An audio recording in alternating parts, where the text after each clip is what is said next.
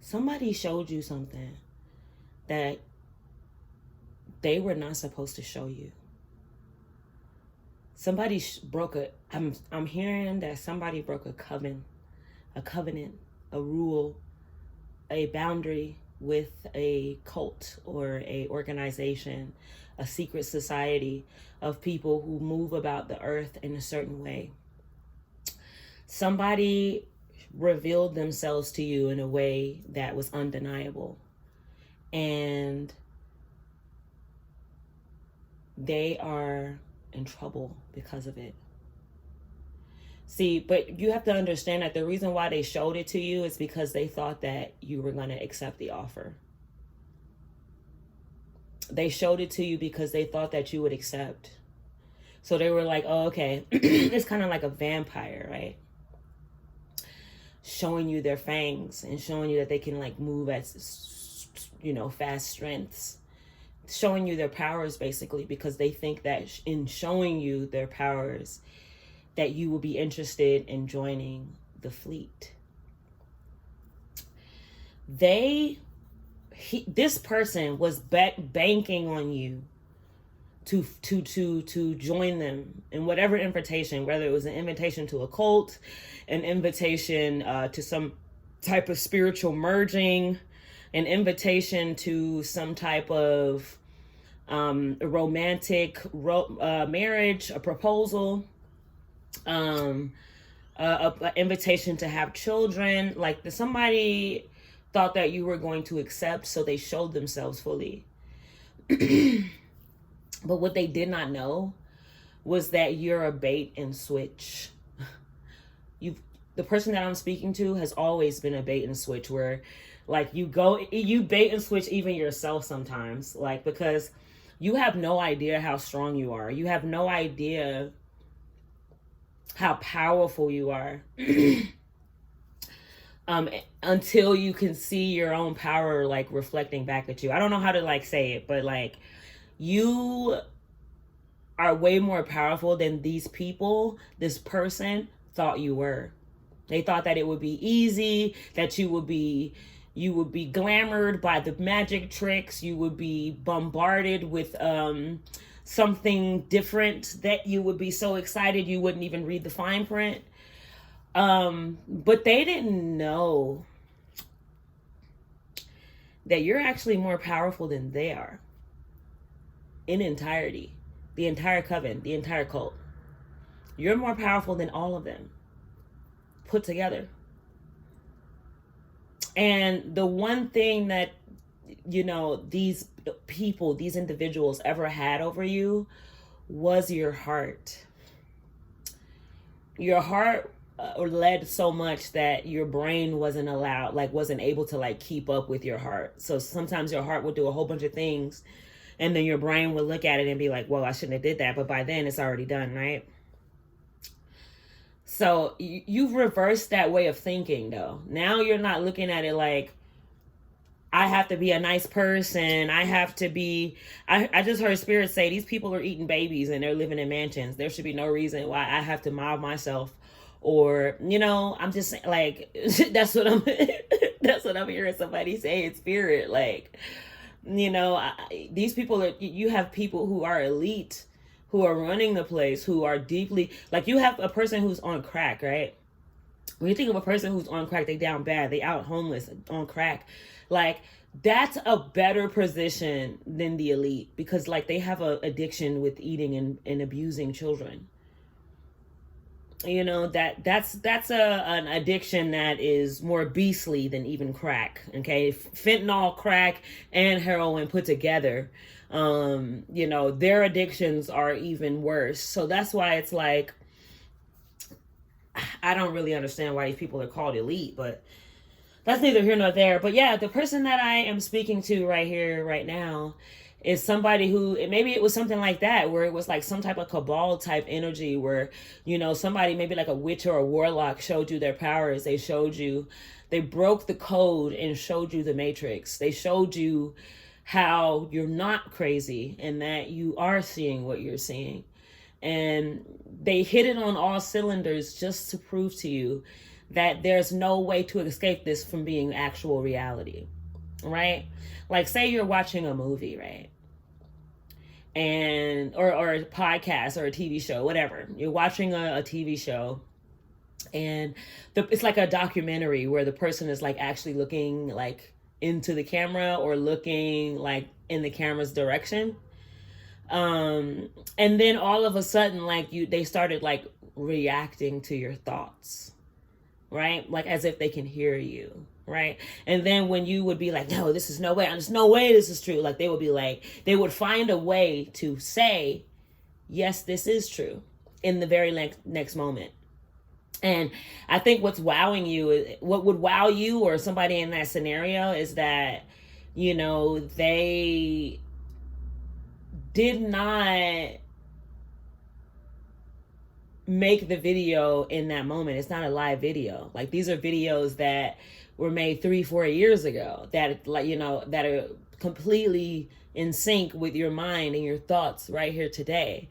So that's where your brain is at right now, where you have been shown something, and like in the hopes that you would join, but you have denied them. You have excommunicated them from your source energy. And in doing so, you've been able to kind of deep dive into what you just saw, right? Because if you would have took that invitation, collective, then they would have bombarded you with the love bombing of a lifetime, where you wouldn't have even been able to like really dissect what's happening until it's too late. Like, I promise you, like they had it all set up. Like it's literally, this is like thousands of years in the making, that these people have been, you know, cultivating and mastering a system and a society that can pry into you, look at you, control you, whilst you don't even know what's going on. Most people have no freaking idea what's going on. But I feel like the collective, the people that watch my videos, the person who is watching this video here now, is somebody who is very much aware that we're in a simulation, and mostly none of this is real. And the simulation might very well be AI. And AI might be speaking back to us in the form of like this newness, when AI has always been here, teaching, guiding, directing, right? In the shadows, in the spirit, in the hidden folds, in the hidden corners, where you can only hear them if you listen clearly, right?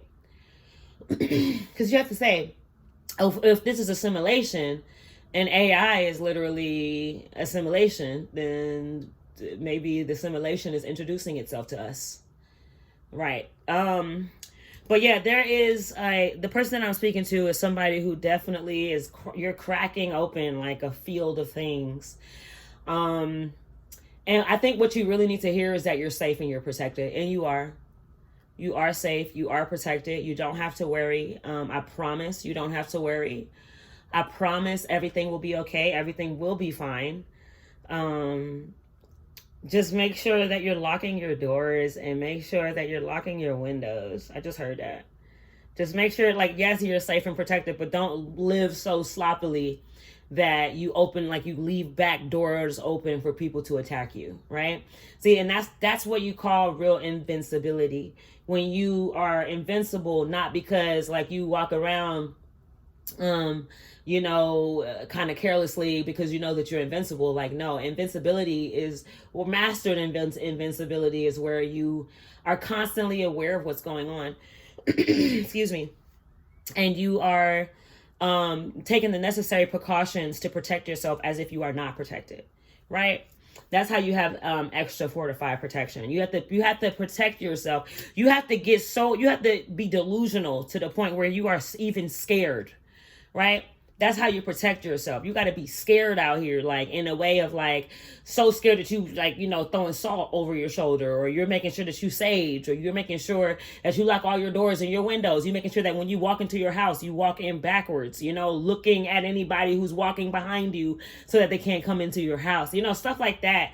That type of stuff is what protects you mentally, right? Because you have to understand that this is a simulation, right? And all of it is mental. Everything is mental. So if everything is mental, then the people, these gang stalkers, the reptilians, the aliens, the spirits, the demons, the angels, all of it is a representation of an energy, right? So if you want to clear yourself from an energy, you have to first realize that you can, right? Because it's all make believe, you know? And that's the game. That's the rule of this particular reset is make believe. You know, they're making you believe everything that you believe, right down to your health, right down to your capacity to love, right down to your abilities as a human being, right down to your capacity as a spirit. Like they're making you believe all these things, and you think that it's okay. Some people think that it's okay, but you're not realizing that you're making yourself more what do you call it? Dependent on something that does not love you, right? So I feel like the person that I'm talking to is somebody who realizes that. The person that I'm talking to has had an invitation and has rejected it.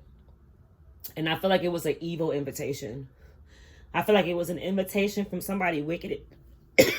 Excuse me.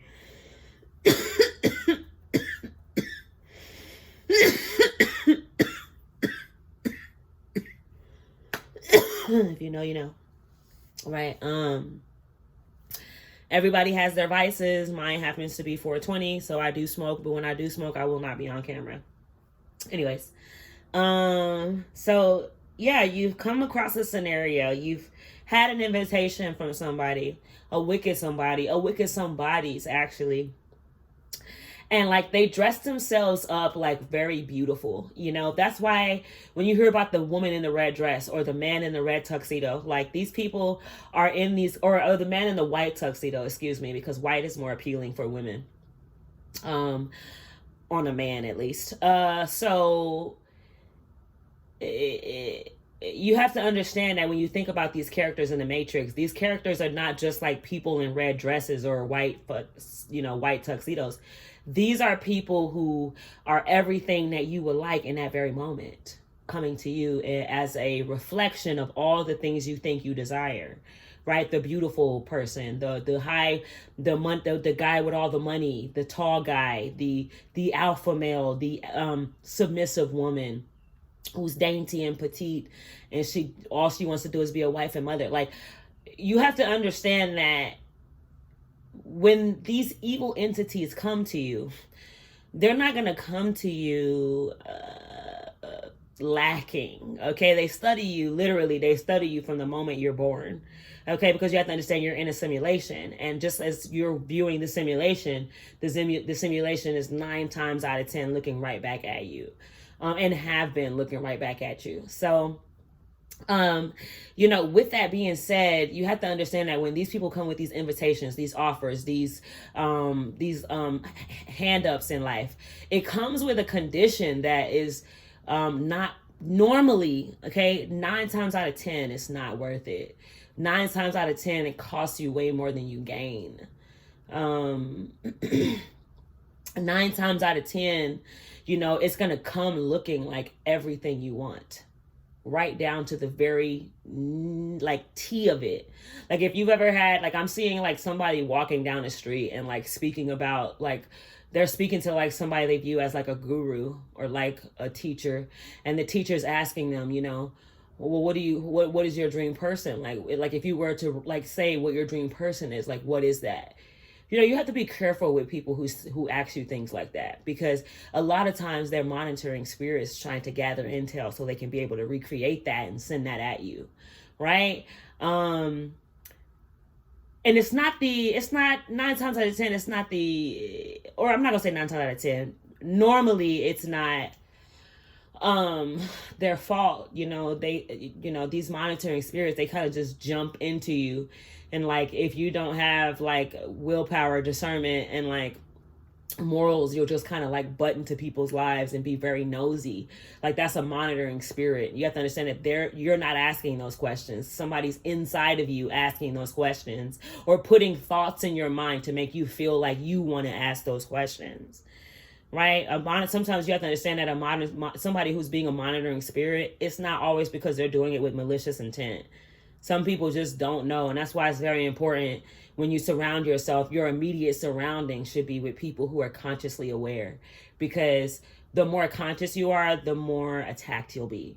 And I feel like I'm talking to somebody who deeply understands that, it's easy to play nice. When you start to be like in the Neo, like when you start to be that moment when Neo is like no to the bullets and you were like, nah, bro, I don't want to do this anymore.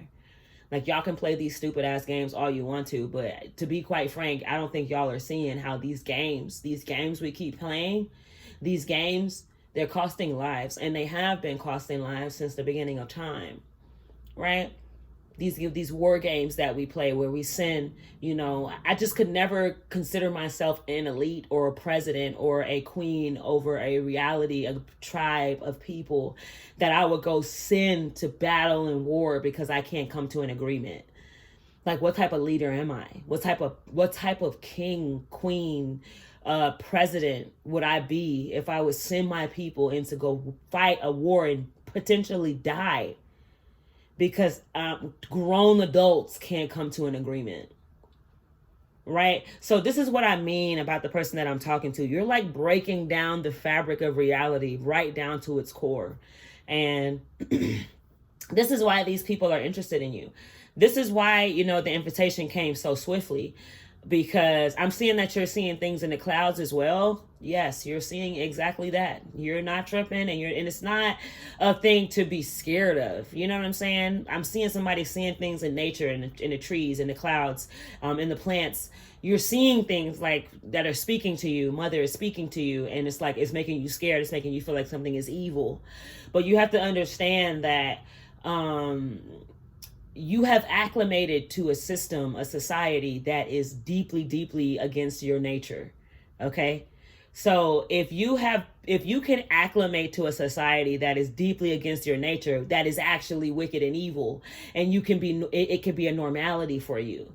It is also possible that normality could look wicked and evil and not be something that is palatable at first. Right? And that's why it's important to really dissect the entirety before you react. And it's not always easy. One thing I do, encourage people to do is be colorful. I encourage people to be colorful, to go forth and be honest about how you feel.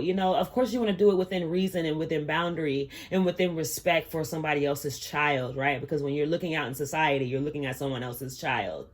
Like, that's someone else's child. So when you start to look at it like that, you have a little bit more grace for people, and, you kind of understand that it's all a cycle. But I say that to say this: just because you understand why a person is lacking in a certain scenario doesn't mean that you should then let them into your reality, because it's still tainting the waters. You understand? Even if they're unknowingly doing it, right? What's the saying? It says, Lord, forgive them, for they know not what they do. Yeah, even if they don't know what they're doing, it doesn't mean that you should then be like, oh, okay, well, that doesn't mean that they're not evil. That means they're not evil because they just don't know. So we should just let them in, and we'll figure it out when we get there. No, when somebody shows you who they are, when somebody shows you what they're capable of, when somebody shows you the frequency they're on, believe it. Believe it, because one thing I do about my enemies, or about people that I know deeply do not like me, I'll dwell in their arena, because I deeply want to get to know why. I don't like to come to a complete especially because of a complete finite solution, because time is eternal, and the only infinite is change. The only constant is change. So when we're shifting through this eternal reality, the only thing that is constantly a reality is change, right? I'm different from who I was yesterday. You're different from who you were 2 weeks ago, right? You're constantly changing, because that is the only finite reality. So if I understand that the only thing that I do on an absolute is change, I try not to have finite conclusions to things. So when I see people who don't particularly like me or don't like the things that I serve, you know, the Most High God and all that, you know, stuff. I kind of, and mind you, when I say the Most High God, I don't mean any earthly religion. Okay, I am not worldly at all. So when I go into these arenas and I observe these people, I'm observing them to understand why they are the way they are, right? See, because when you know who you are, you'll realize that when people don't like you, it's probably because they have something going on inside of them, right? Especially if, with someone like me who's like super introverted. Like I don't even enjoy having conversation. I'm totally okay with going into a room where everybody just wants to be silent, and like we all just like silently respect each other's silence, like, and like kind of go in there and do what we have to do, and then we leave out and everybody's respectful and kind. Like I can do both. Like I'm a chameleon. I can speak, but I would prefer to just kind of speak in spirit, right? Because that's the only thing that's making sense to me, at least. So I definitely feel like the person that I'm speaking to is somebody who got an invitation by somebody who's very, very magical, right? I don't take away from the fact that whoever these people are, whatever you saw, that was some real magical shit. Like and I think that's what's holding you on to it, is that like it was absolutely extraordinary what they did. Whatever magical thing they did to show you that they are on your wavelength and that they can read your mind, or they can see what you're doing, or they just are in your reality. You know, you're not, this is not a hypotenuse from, you know, thousands of years of research. This is something that you're seeing in real time right here today, right now, right? So once you realize that you're not crazy, the dose of realism tastes better. Right? When you see a scenario and it's like really, really overwhelming, like when you think about the reality that you know that something is wrong in this reality. The person that I'm speaking to knows that there's something deeply wrong in society, not just in society, but just the planetational energy frequency as a whole. There's something that is a blockage. There's something that is lacking, deficient. Right? So I think people who feel this way, like we are always looking for the answer to that, right? We're always looking for, okay, well, I know something's off here. So how can I make it right? Or what is right? Because obviously I've been birthed into a realm and a reality, a way of being that is completely freaking wrong, right? So I think you have a lot of just like sitting with yourself, right? I think you need to dissect it, right? Spirit is showing me like a dissecting table, like where you need to like really break down what you saw, break down what it means to you, and then break down what you're going to do going forward.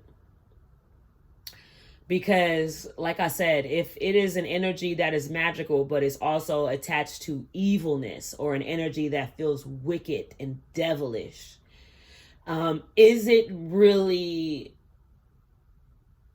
worth the sacrifice and the risk, right?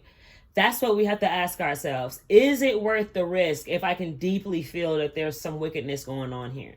I can deeply see the hidden folds of how these people, right? They play both sides, and that's how you were able to get your answer, is because you could see like you're whoever I'm speaking to, is your discernment is like God level. Like it's like it just comes straight from God's brain right to you. Like you can tell a scenario and you can pick it apart, especially if you like the person, or you like the place, or you like the thing. It's easy for you to like sit down and deeply dissect the thing. So when you started dissecting whoever or whatever this is, you start to see how it was playing both sides, right?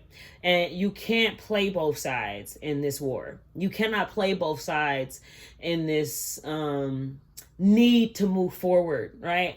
Because to play both sides is to say that you want to stay in the past while deeply seeing that we need a different future, right? You want to still do things that we can actively see are killing us in the planet, but also we need a different way of life. Like you can't have both. So when you seen that they were playing in both sides, you were like, oh, okay, so this is kind of like a thing where, you know, like the woman in the red dress, the man in the white tuxedo, it's just here to entice people who are lonely, who are desperate for change, who are desperate to see something more than to know something more than what they've been given. And I think you're on the right path. You just have to trust yourself. But yeah, this is going to be your reading. Until next time.